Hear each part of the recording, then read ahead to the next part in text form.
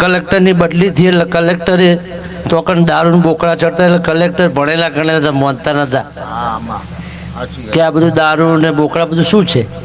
બી professional.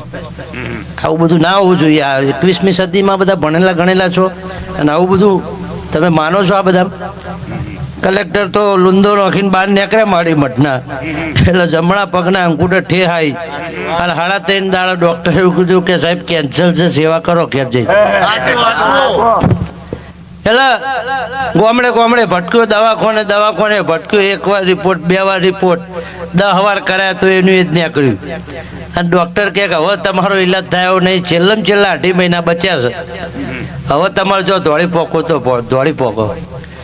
એટલે પ્રવીણ માળી જેવા ને અમારા જેવા કોઈક ભૂવા મળ્યા ભાઈ, એમને કીધું કે તારે બીજું કશું કેન્સર નહીં, કશું કોઈ નહીં, સુખ શાંતિ જઈને ફલોના ગામની મેલડી તને વળગી વળાઈ દે, કાલ હવાર કેન્સર મટી જાય. એટલે હવારે હવા પર દાડો ઉગ્યો, બમર ઘોડા જઈને નમી પડ્યો અને કે મને ખબર પડતી નથી કે શું કહેવાય, માતા શું કહેવાય, દેવ શું કહેવાય.